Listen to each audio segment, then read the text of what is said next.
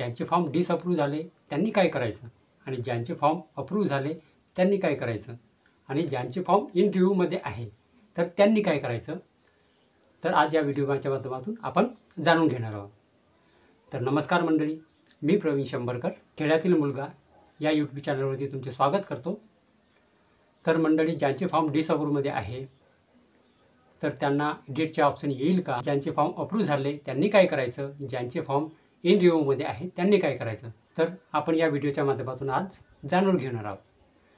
तर मंडळी, व्हिडिओ आवडल्यास व्हिडिओला नक्की लाईक करा, शेअर करा आणि माझ्या चॅनलला सबस्क्राईब करून जे शेजारचे जे बेल आयकॉन आहे तर त्यांच्यावरती टिक करायचं विसरू नका. चला मंडळी, आपण व्हिडिओ सुरू करूया.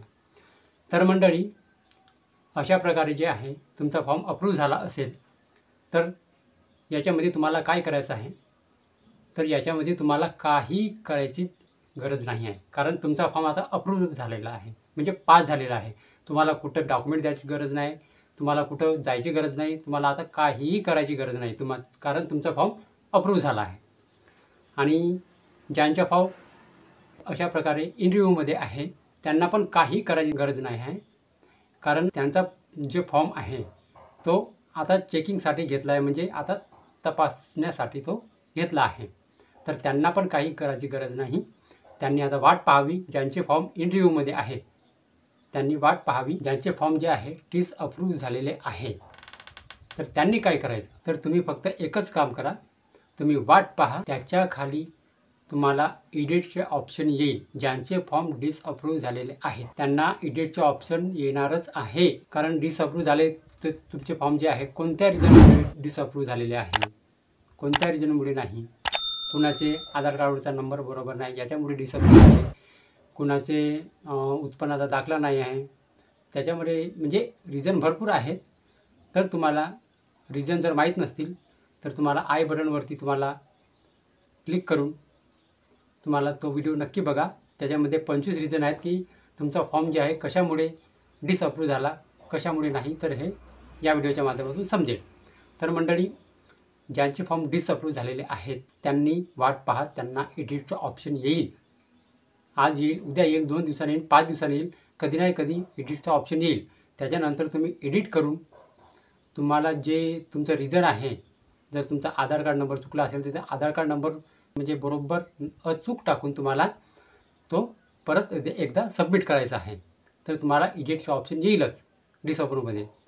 तर तुम्हाला पण काही टेन्शन घ्यायची गरज नाही आहे, कारण तुम्हाला एडिटचं ऑप्शन आज नाही उद्या येणारच आहे. तर मंडळी, तुम्हाला एडिटचे जे ऑप्शन आहेत ते तुम्हाला कुठे मिळणार आहे, कारण आता नारी शक्तिदूत ॲपवरती फॉर्म जे आहे ते भरणं बंद झालेले आहेत आणि आता एक नवीन पोर्टल सुरू झालं आहे, वेबसाईट सुरू झाली आहे, तर त्याच्यावरती आता भरणं हे जे फॉर्म आहे जे भरणे चालू आहे. तर तुम्हाला हे जे एडिटचे ऑप्शन आहे ते तुम्हाला कुठे येईल आणि केव्हा येईल, तर तुम्हाला हे जे एडिटचे ऑप्शन आहे तुम्ही ज्या जागी फॉर्म भरला, म्हणजे तुम्ही जर ॲपमधून जर फॉर्म भरले असेल तुम्हाला ॲपमध्येच जाऊन तुम्हाला हे फॉर्म एडिट करायचे आहेत. जर ज्यांनी ॲपमधून फॉर्म भरला आहे त्यांनीच, ज्यांना ॲपमधून फॉर्म भरले त्यांनी ॲपमध्ये जाऊन एडिटचे ऑप्शन येणार आहे, तर तिथूनच तुम्हाला एडिट करून परत एकदा तुम्हाला सबमिट करायचं आहे. आणि ज्यांनी पोर्टलमधून म्हणजे वेबसाईटवरून जर फॉर्म भरला असेल त्यांना वेबसाईटवरती जाऊन तुम्हाला फॉर्म एडिट करून परत तुम्हाला सबमिट करायचं आहे. ज्यांनी ॲपमधून भरले आहे त्यांनी ॲपमध्ये जाऊन एडिट करायचं आहे, ज्यांनी वेबसाईटमधून भरले आहे त्यांनी वेबसाईटमध्ये जाऊन फॉर्म एडिट करायचे आहे. तर अशा प्रकारे मंडळी ही आहेत डिसअप्रूव्ह, इन रिव्ह्यू आणि अप्रूव्ह झालेले फॉर्मची माहिती.